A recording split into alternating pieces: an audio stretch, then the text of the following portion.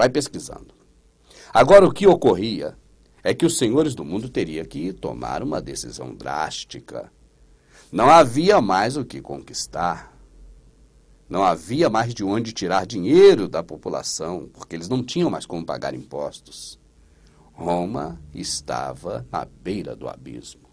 E agora haveria-se de preparar uma nova ordem de domínio para Roma, um novo sistema. E os senhores do mundo, tendo no poder o seu fantoche, chamado Diocleciano, lidera algumas missões. Ele deveria preparar o caminho para Constantino.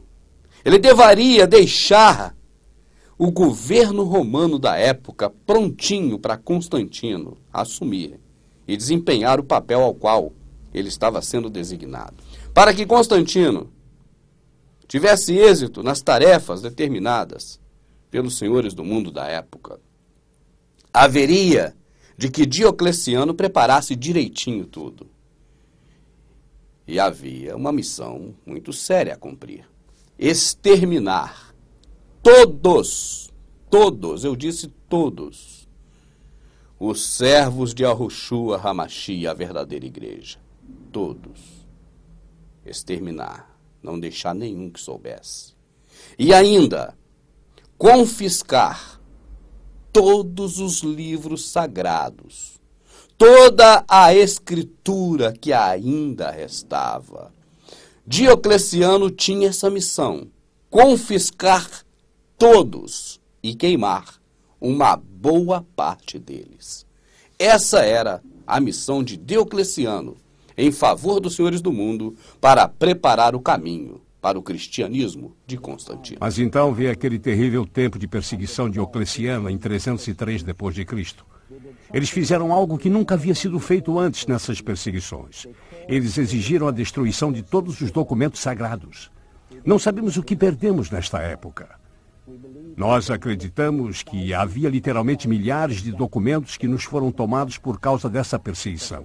Se você vai vender gato por lebre, tem que primeiro exterminar todos os gatos, para que nenhum sobrevivente possa aparecer e estragar a farsa. Diocleciano sabia disso muito bem. E todos os livros escritos pelos homens do Criador, todas as escrituras sagradas foram confiscadas e muitas queimadas. Era o plano dos senhores do mundo para poder deixar o caminho livre, para engordar a sua lebre, chamada cristianismo. Os homens que escreveram aqueles livros já haviam, há tempos atrás, sido exterminados a mando dos próprios senhores do mundo. O apóstolo Paulo foi um de uma longa lista de escritores do Novo Testamento que foram martirizados. Ele foi trazido chicoteado e crucificado de cabeça para baixo. Pedro escolheu ser crucificado, mas no fundo não se achava digno de padecer da mesma maneira que Jesus. Tomé, segundo a tradição, viajou à Índia, onde morreu queimado por causa de sua fé. Todos os outros autores do Novo Testamento foram ou crucificados, mortos pela espada, açoitados, decapitados ou queimados vivos. Estamos terminando de descrever toda a história romana, para que possamos então, em definitivo, entrar no contexto da criação da Bíblia, que é o objeto deste vídeo que estamos fazendo. E neste exato momento, estamos no período em que assume o governo Constantino. Naquele momento, Roma ainda estava dividida em 4 impérios. Constantino dividiria então seu poder com mais 3 homens. E o que acontece nisso tudo é que o sistema oculto da elite global da época, que tinha seus objetivos e não revelava a muitas pessoas, mas a algumas apenas, não era diferente de hoje. Tinha Constantino como um dos seus fantoches, assim como também antes Diocleciano foram deles. Mas os outros 3 imperadores nunca souberam dos planos de Constantino e nem dos senhores do mundo. Constantino, fiel escudeiro Illuminati, estava pronto para colocar em ação o plano maquiavélico tramado pela elite global da época. Mas os outros 3 imperadores não sabiam dos planos, não conheciam e estavam começando a atrapalhar Constantino. A determinação é de que Constantino se livrasse do problema, se livrando, obviamente, dos 3 outros imperadores. E foi na batalha para matar, destruir o primeiro dos 3 imperadores a ser morto que Constantino se converteu ao cristianismo. Essa é a história que chegou aos nossos dias. Durante a batalha terrível contra Maxêncio, a Ponte Milvius não aguentou o peso dos soldados e muitos homens afogaram-se no rio lodoso devido ao peso de suas armaduras. O exército de Constantino sentiu-se sem esperanças e perto da derrota, quando de repente aconteceu um estranho fenômeno.